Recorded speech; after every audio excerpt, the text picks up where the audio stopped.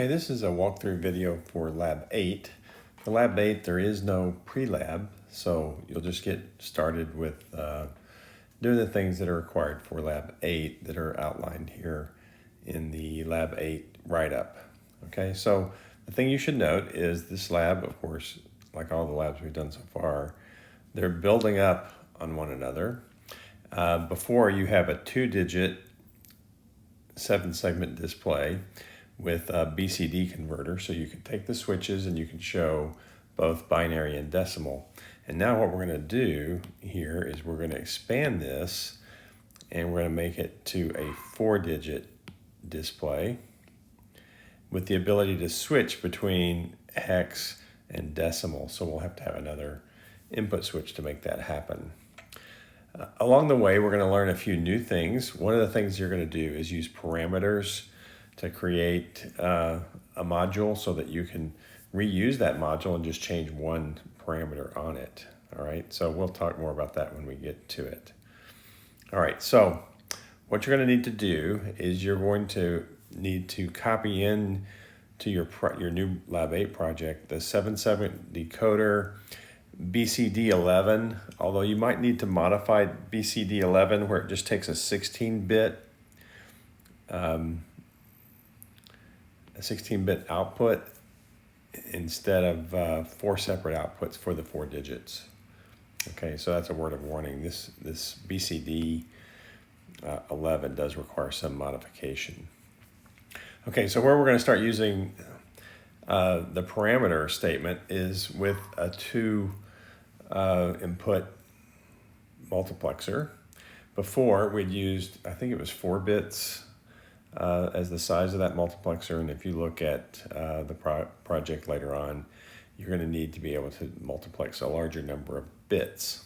Okay, so let's go ahead and talk about that now. At the bottom of the page here, I have example code.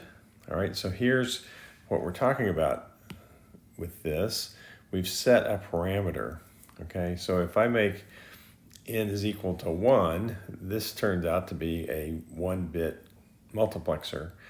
If I make cap n equal 4, all right, it's a full 4-bit 2-to-1 mux.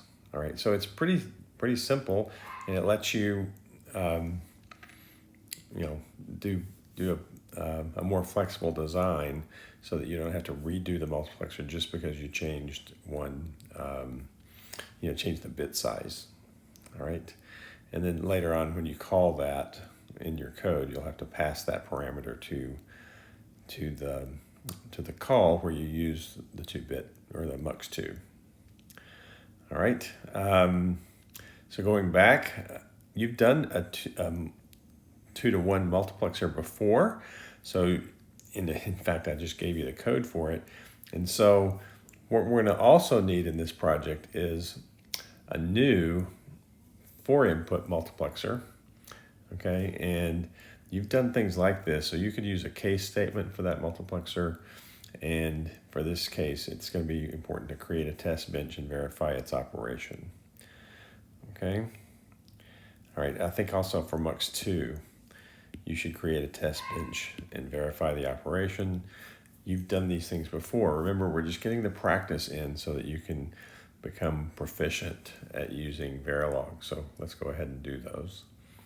Okay, a new thing that you're going to also need is an Anode decoder. And so remember, the way we turn on the 7-segment digits is we assert that Anode signal to be low. And so when you turn that low, it turns on that particular digit. Okay, so this is just a little decoder table. So you put an input combination in, and in the first case, if you select 0, 0, you're turning on the digit in the 0 position or the first position, depending on where you start counting. Okay, if you do 0, 1, you select the second digit. 1, 0, you select the 3rd digit, and of course 1, 1, you select the 4th display to come on. All right, so we did a little Anode decoding before, but since it was just 2 levels, you could do that with just a switch. All right, so we're going to make it a little more flexible, where we have two switches that control which digit gets displayed. Okay.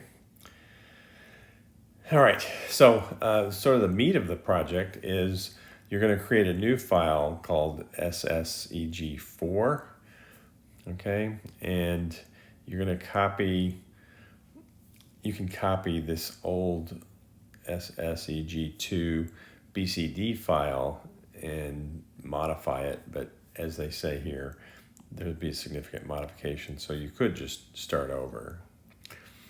All right. You'll need another top-level file, and I think that's the best place to start talking about this, to connect the switches on your FPGA board. All right, so hopefully, by the next lab period, you'll have this all working, and you can have it connected to your FPGA board, and we can sign off on it then. But let's go ahead and go to that manual operation file. Okay, so this is SSEG4 manual, okay, and the thing to take note of is that this line is the switches, all right, so we know our board has 16 switches, and this diagram shows where all the switches should be connected. So what we have here is switches 11 through 0, so this is 12 bits, all right, get connected to this input data line. The input data line in the previous SSEG4 module takes 16 bits, and so you have to concatenate zeros coming into that to make that, to extend that to 16 bits. But we worked on concatenation last lab, so you should know how to do that. Okay, then as before, we have a switch. Switch 15 is going to control whether you're displaying hex or whether you're displaying decimal. And then we're going to have the ability to add a sign on the number. Okay, so we have a sign bit. All right, you can control that. All right, and then you can see where we're heading. We're heading to doing some arithmetic on things, so you have to be able to put both positive numbers and negative numbers in. All right, and then we want to be able to select which digit that we see. All right, and this part might seem a little weird to you, but we're heading down the road to where we're going to have all the digits showing at once, but we're going to use this technique called time division multiplexing, where we can use less logic and just kind of cycle through the digits, and it appears that they're all on at once, but really they're on one at a time. Okay, so this is very common with displays. But that's where we're heading. You need to be able to choose which digit is turning on, and so we have this digit select with 2 bits controlling that anode line. Okay, and then from there we have the things that control the displays, the 7 segments coming out, the decimal point coming out. You need to wire that up. And then we have the output from our anode decoder that tells us which digit to turn on.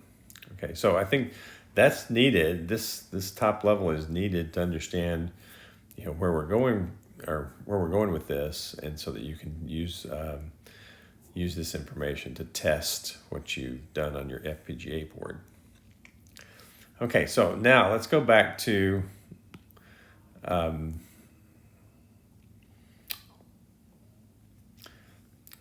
SSEG4. Okay, so with SSEG4, we're using various parts. Okay, so you've done a new design for MUX2. All right, and it can take 16 bits at a time because that's what's required here. This is 16. All right. We've done BCD11. This is why you need to modify that to take 16 bits as the output. But again, you've done concatenation. That should be a really simple modification. So modify your BCD code to do that. All right. And, you have to pay attention to where you're tapping off the bits. All right. So it's an 11-bit BCD decoder. So I take bits 10 down to 0 from the data lines. Okay. All right. So from there, you've got that multiplexer. Then what we're going to do is we're going to split this into groups of 4. All right, so you have N0, N1, N2, N3, and of course that's setting this up to do the display. Okay, 4 bits at a time. All right, so coming out of MUX2 is the data, and then we have the digit select lines that tell us which digit we want to display. That's controlling this multiplexer. Okay, so those 4 bits go out to the 7-segment decoder.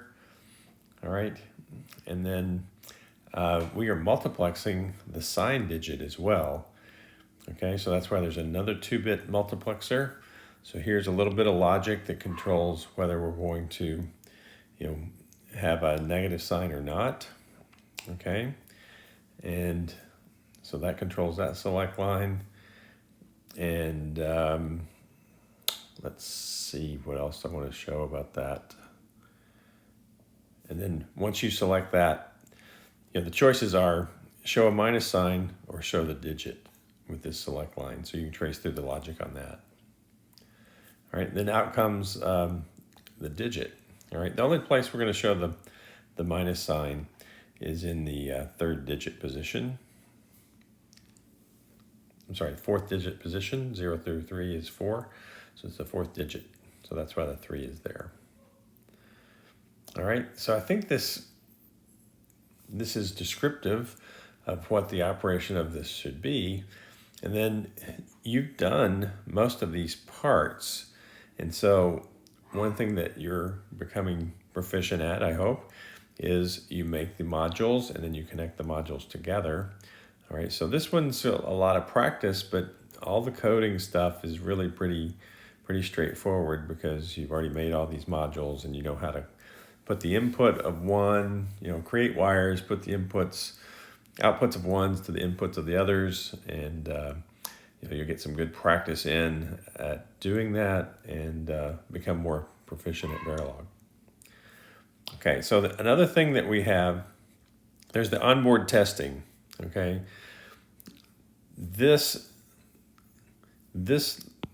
paragraph here that talks about operation, it's just normal operation of this board. It seemed confusing to read, but it's just telling you in words what should happen as you look at this. I think it's easy enough to figure out as you go. All right, so we'll talk about that.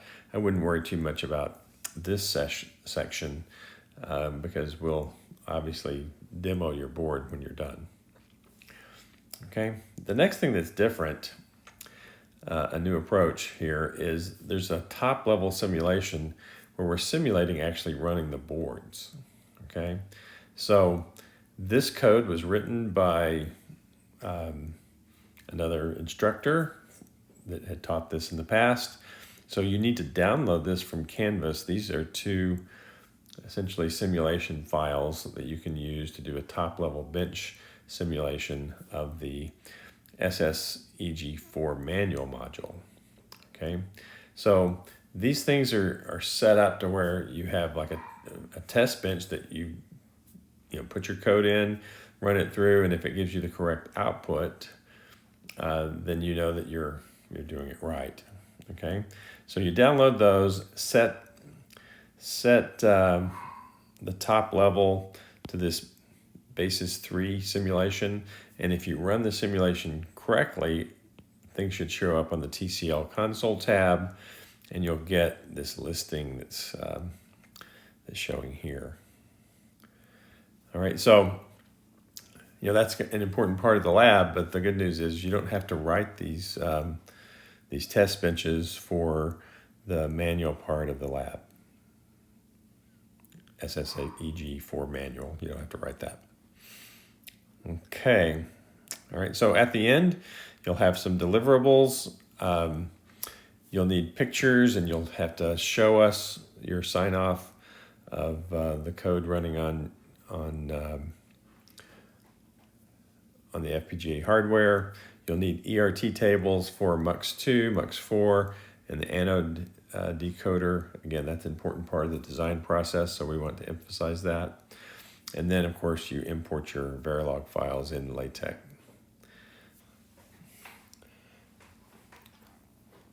So I wanted to go over the list of files that you'll end up having. Initially, you wrote add 3 to do BCD11. BCD11 requires a little bit of modification where you have a 16-bit output instead of 4-bit outputs. This is new. This is to turn off and on the four digits. So you have to take the input code for the anode selection and produce that pattern that we just talked about previously. Okay, this is new, although you've done multiplexers before, but you're using this parameterized approach. Okay, this part is new. This is how you connect everything together. All right, and that's the meat of what we talked about up here with SSEG4. Okay, and then you'll need this file that's new to connect everything to the FPGA boards. Okay, and then you already had a 7-segment decoder file from a previous project, so that's reused from a different project. Okay, so that's the summary of the outputs that you'll need, or sorry, the source files that you'll need for the design component of Lab 8. Okay, so hopefully this will help. Watch this. Hopefully from this video you can move forward and do the steps you need to implement Lab 8 and get that checked off at the beginning of Lab next week.